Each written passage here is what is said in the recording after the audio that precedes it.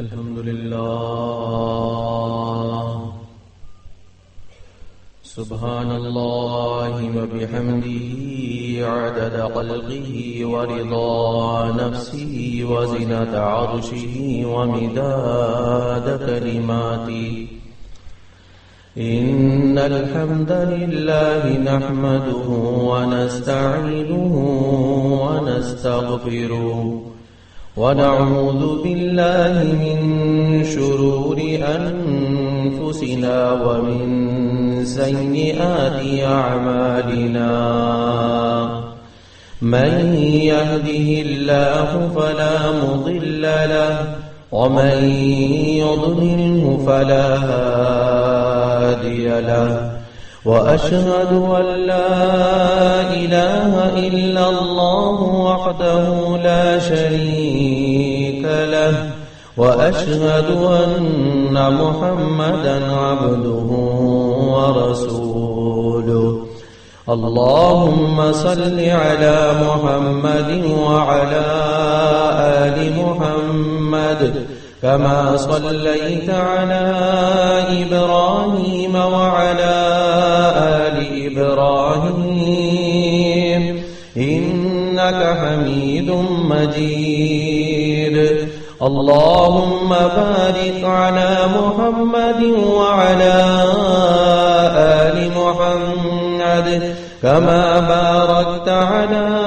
إبراهيم وعلى آل إبراهيم إنك حميد مجيد أما بعد فإن خير الحديث كتاب الله وخير الهدي هدي محمد صلى الله عليه وسلم وشر الأمور محدثاتها وكل محدثة بدعة وكل بدعة ضلالة وكل ضلالة في النار أعوذ بالله السميع العليم من الشيطان الرجيم من همزه ونفخه ونفثه قل يا أهل الكتاب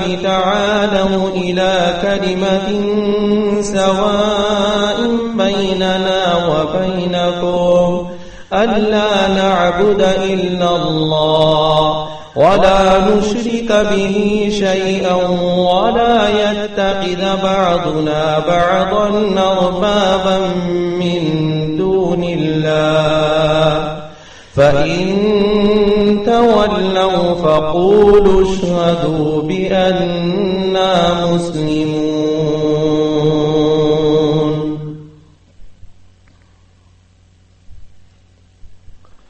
توحید اسلام کی اساس ہے، اس کی بنیاد ہے۔ توحید اسلام کا بنیادی عقیدہ ہے۔ توحید اسلام کی اصل اور دین اسلام کی روح ہے، اس کی اسپرٹ ہے۔ جب تک توحید قائم ہے، اسلام قائم ہے۔ توحید نہیں تو اسلام قائم نہیں رہتا۔ توحید تمام اعمال صالحہ کی اصل ہے، اس کی ہے۔ توحید نہیں تو تمام اعمال صالحہ بیکار ہیں، برباد ہیں۔ آخرت میں فلاح و نجات کا دار و مدار توحید پر ہے۔ توحید کیا ہے؟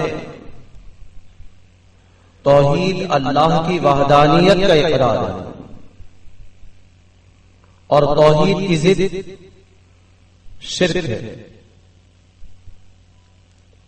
توحید کی 3 بڑی شاخیں ہیں: توحید فی الذات، توحید فی الصفات، توحید فی الحقوق۔ اسی طرح شرک کی بھی 3 شاخیں ہیں: شرک فی الذات، شرک فی الصفات، شرک فی الحقوق۔ توحید فی الذات کیا ہے؟ یعنی اللہ رب العالمین کو اس کی ذات میں اکیلا، واحد اور منفرد مانا جائے، اور اس کی ذات میں کسی کو شریک کرنا شرک فی الذات کہلاتا ہے۔ اسی طرح توحید فی الصفات کیا ہے؟ اللہ رب العالمین کو اس کی صفات میں کامل و یکتا، بے مثل مانا جائے، اور اس کی صفات میں کسی کو شریک کرنا یا اس جیسی صفات کا کسی کو حامل سمجھنا یہ شرک فی الصفات ہے۔ توحید فی الحقوق کیا ہے؟ یعنی اللہ رب العالمین کے حق میں توحید فی الحقوق یہ ہے کہ اللہ رب العالمین کا جو حق ہے وہ حق اللہ رب العالمین کو دیا جائے، اور اس میں اس کو واحد، یکتا اور منفرد مانا جائے، بے مثل مانا جائے، اور اس کے حقوق میں کسی کو شریک کرنا یا اس کے حقوق میں کسی کو شریک سمجھنا یہ شرک فی الحقوق ہے۔ یہاں میرا مضمون جو ہے وہ توحید فی الحقوق پر ہے۔ آج ہم دیکھتے ہیں تمام مذاہب، مسالک اور مکاتب فکر کی طرف، تو وہاں پر لوگ بڑی بڑی تقاریر توحید فی الذات اور توحید فی الصفات پر بیان کرتے ہیں، لیکن توحید فی الحقوق بیان کرنے کو کوئی تیار نہیں۔ اس کی وجہ یہ ہے کہ جو اصل میں اللہ رب العالمین کا حق تھا، اس حق کو علماء اور مشائخ خود لیے بیٹھے ہیں۔ یہی وجہ ہے کہ توحید فی الحقوق بیان کرنے پر کوئی تیار نہیں ہے۔ یہ جماعت المسلمین ہی کا ترہ امتیاز ہے کہ وہ توحید فی الحقوق بیان کرتی ہے اور یہ بتاتی ہے کہ جو اصل میں اللہ رب العالمین کا حق تھا، اللہ رب العالمین کو دیا جائے۔ اور سید مسعود احمد رحمت اللہ علیہ، جن کے بارے میں کل امیر جماعت المسلمین جناب محمد اشتیاق صاحب فرما رہے تھے کہ انہوں نے مختلف قسم کی کتب تحریر کی ہیں، اور ان کتب کا جو سیٹ ہے وہ ہمارے گھروں کے اندر موجود ہونا چاہیے۔ ہر موضوع پر انہوں نے جو قلم چلایا ہے وہ آپ سمجھ لیجئے وہ شاہکار کتاب بنتی چلی گئی۔ اور انہوں نے توحید المسلمین پر جب لکھنا شروع کیا، توحید فی الذات اور توحید فی الصفات اور توحید فی الحقوق پر کئی مضامین لکھ ڈالے، اور ہر مضمون ایسا ہے گویا کہ اس سے اللہ رب العالمین کی وحدانیت اور اللہ رب العالمین کی ربوبیت کا اقرار جھلکتا ہے۔ یہی وجہ ہے کہ مسعود احمد رحمت اللہ علیہ توحید المسلمین میں توحید فی الحقوق پر جو مضامین لکھ کر گئے ہیں ان تمام کو تو یہاں بیان نہیں کیا جا سکتا، ان میں سے چند ایک آپ کے سامنے رکھوں گا۔ اللہ رب العالمین نے سورہ آل عمران کی آیت نمبر 63 جو میں نے آپ کے سامنے تلاوت کی، اس کا ترجمہ یہ ہے، اللہ رب العالمین نے ارشاد فرمایا، اے رسول صلی اللہ علیہ وسلم آپ یہ کہہ دیجئے، اے اہل کتاب تم اس بات کی طرف آؤ جو ہم میں اور تم میں قدر مشترک ہے۔ وہ کیا؟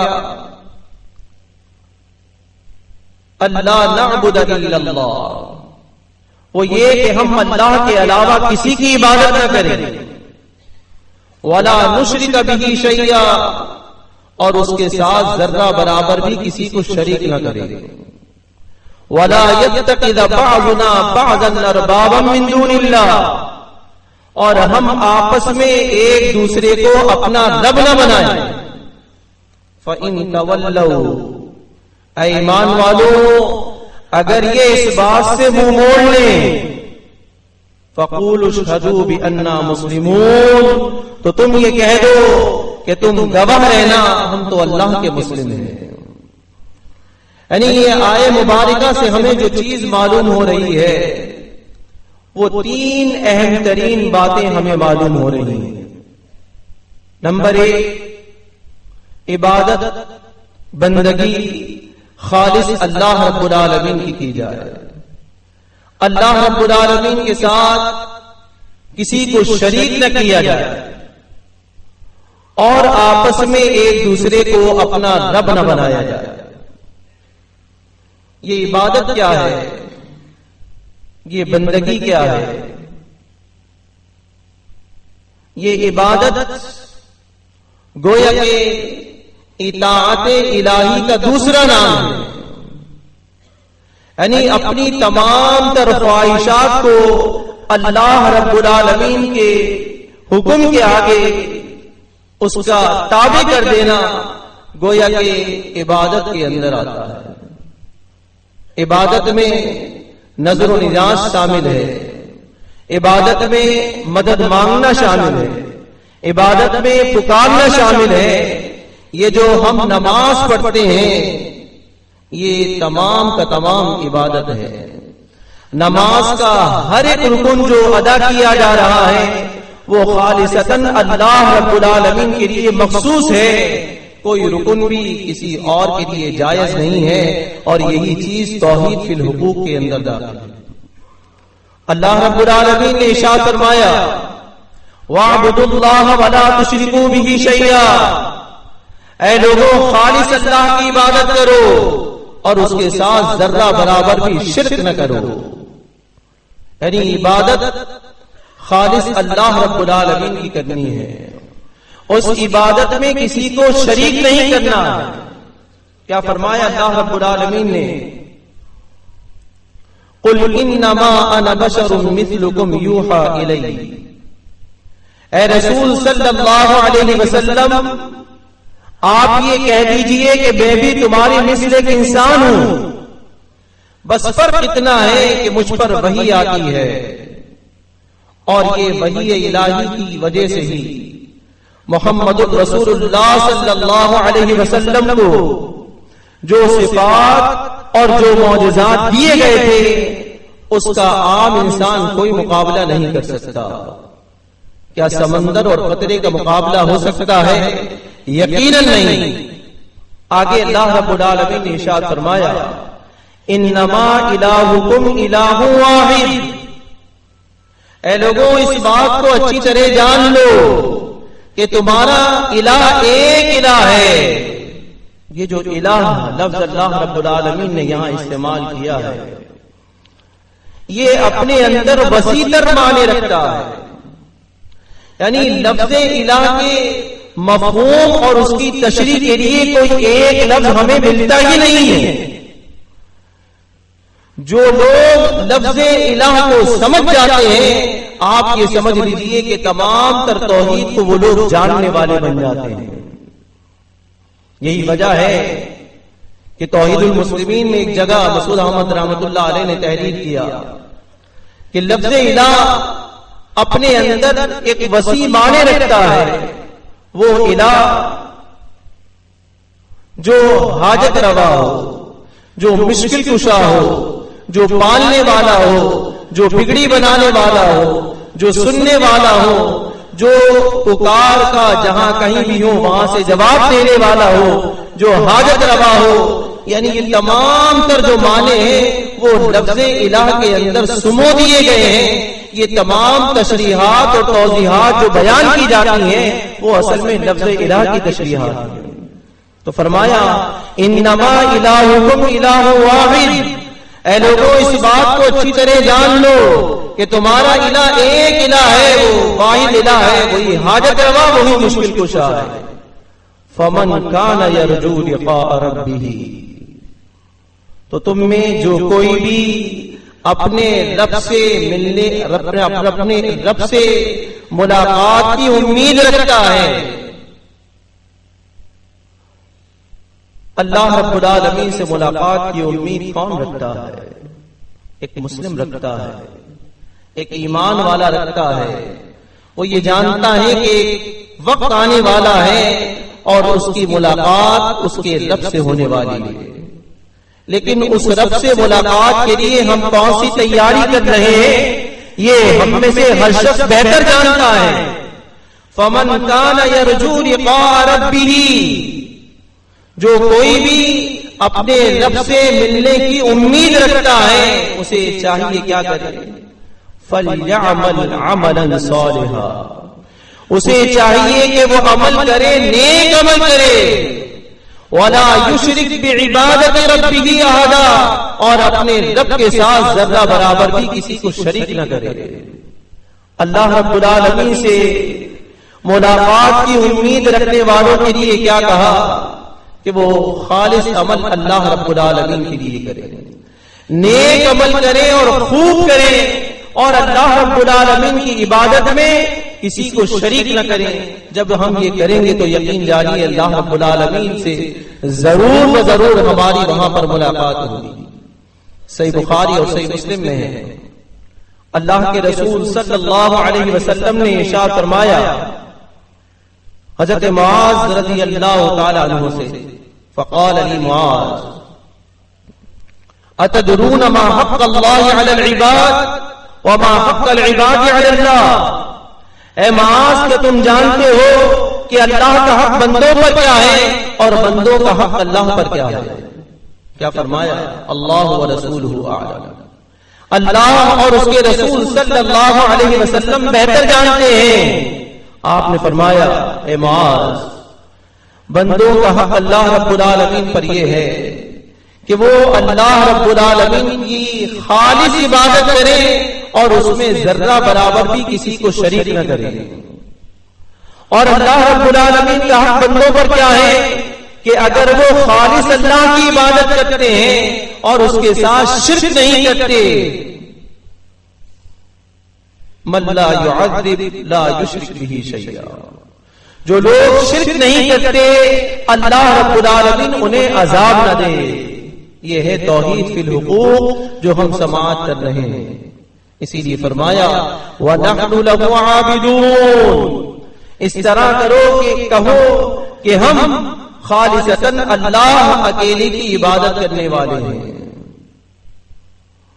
اللہ رب العالمین نے قرآن مجید فرقان حمید میں ارشاد فرمایا یا ایھا الناس اعبدوا ربکم الذی خلقکم والذین من قبلکم لعلکم تتقون، اے لوگوں اس رب کی عبادت کرو جس نے تمہیں پیدا کیا اور تم سے پہلے والے لوگوں کو پیدا کیا۔ غرض و غایت کیا ہے؟ تاکہ تم پرہیزگار بن جاؤ، اللہ سے ڈرنے والے بن جاؤ۔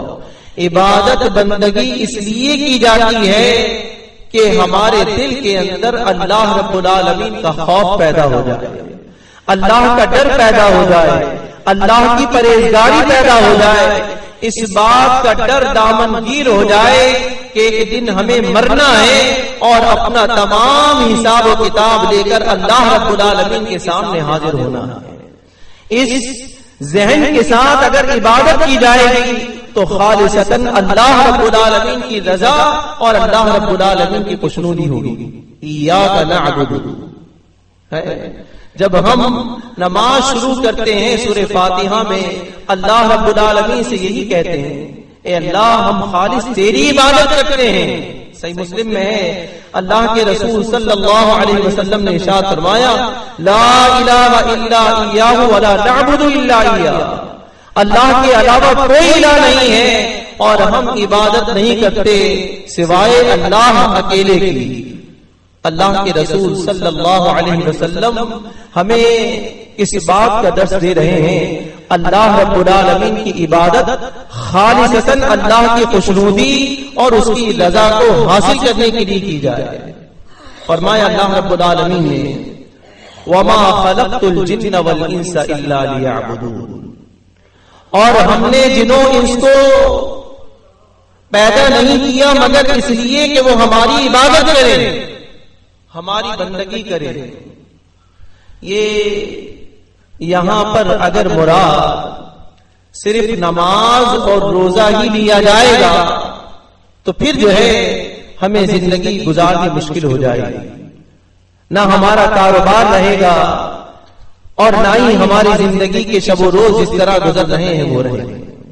یہاں عبادت سے مراد ہر وہ کام جو اللہ رب العالمین کی رضا اور اللہ رب العالمین کی خوشنودی کے لیے کی جائے۔ یہاں عبادت سے مراد اللہ رب العالمین کی اطاعت ہے، کیونکہ عبادت کی اصل، عبادت کا جزء اعظم کیا ہے؟ اللہ رب العالمین کی اطاعت ہے۔ یہی وجہ ہے اللہ رب العالمین نے ارشاد فرمایا لا تعبدوا الشیطان، دیکھو شیطان کی عبادت نہ کرو، سورہ یاسین میں ارشاد فرمایا۔ کیا کوئی شیطان کے آگے سجدہ کرتا ہے؟ کیا اس کے لیے کوئی نماز پڑھتا ہے؟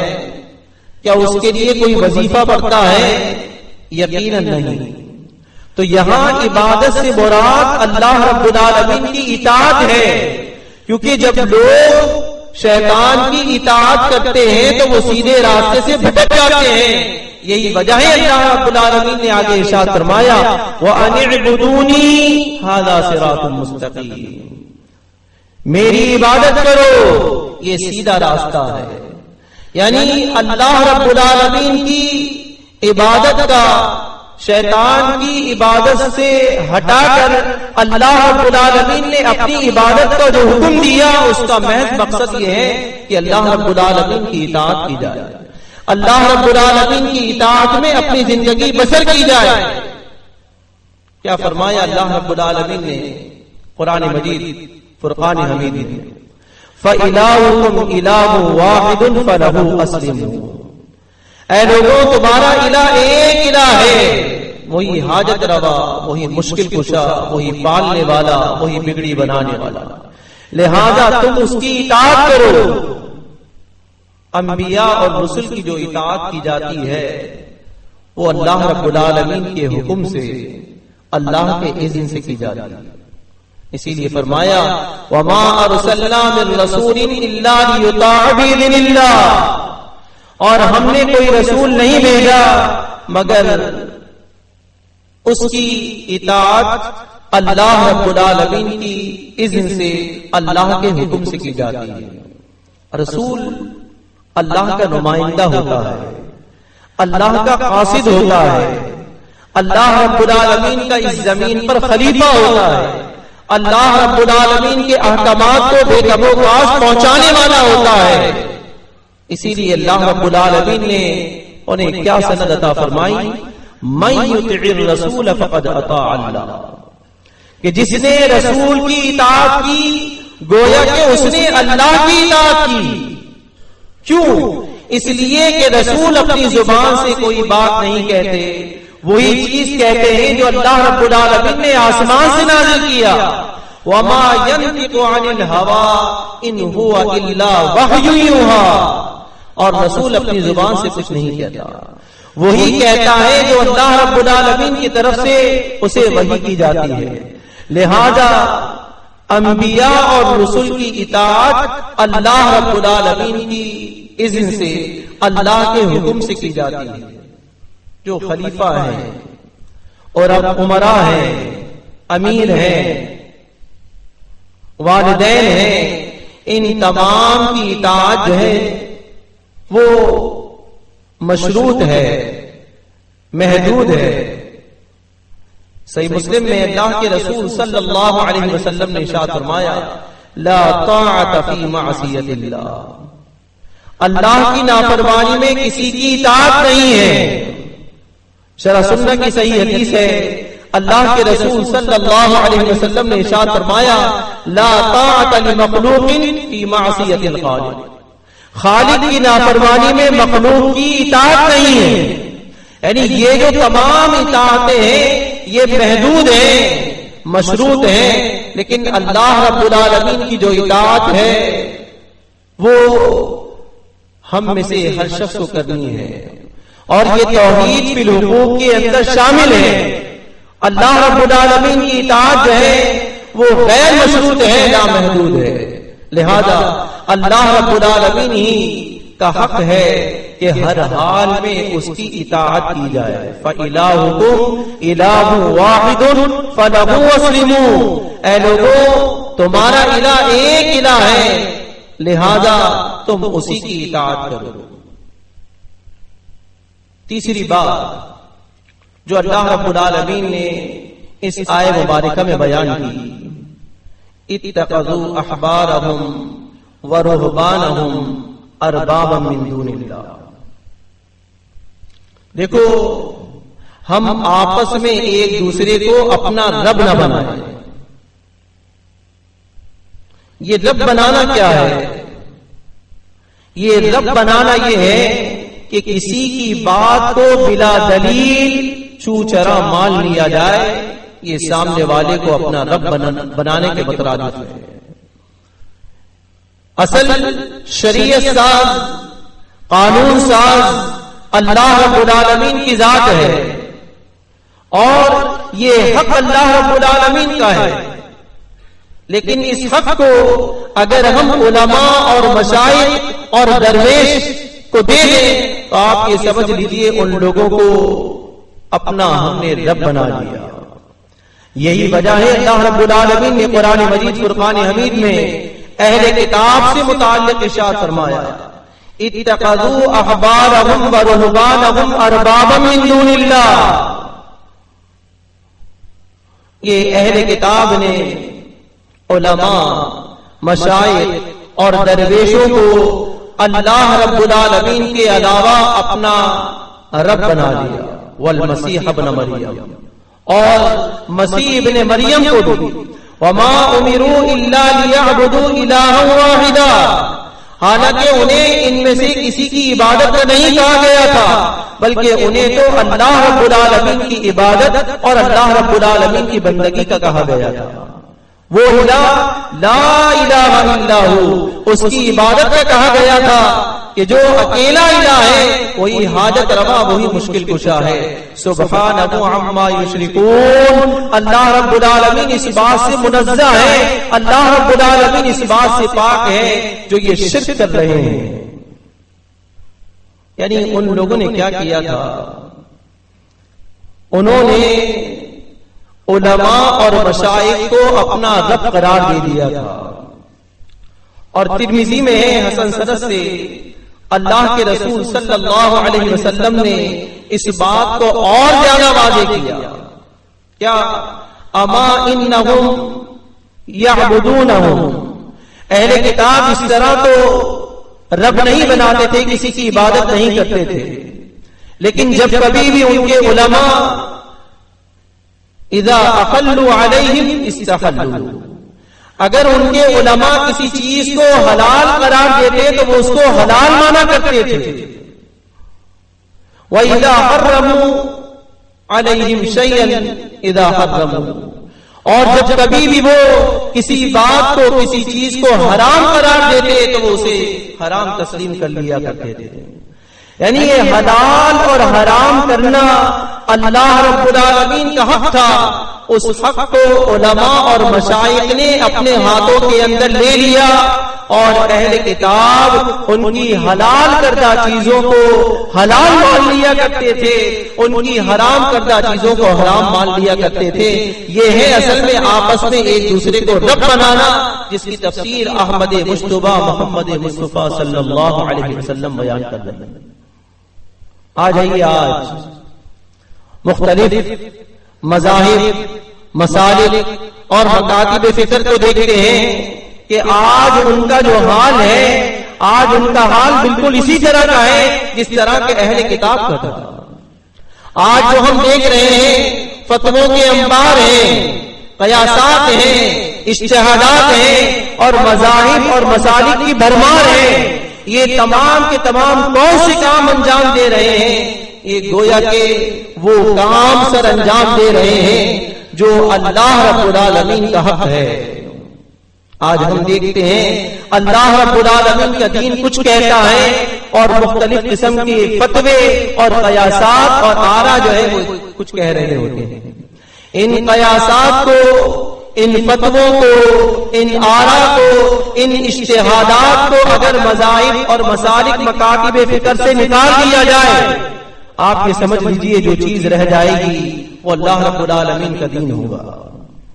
آج جماعت المسلمین ان تمام مسالک، مذاہب اور مکاتب فکر کو اسی بات کی دعوت دیتی ہے کہ آؤ اس چیز کی طرف آ جاؤ جو ہم میں اور تم میں قدر مشترک ہے۔ وہ کیا؟ کہ تم بھی اس الہ کو مانتے ہو، ہم بھی اسی الہ کو مانتے ہیں۔ تم بھی یہ جانتے ہو کہ آخری پیغمبر احمد مصطفیٰ محمد مصطفیٰ صلی اللہ علیہ وسلم ہے۔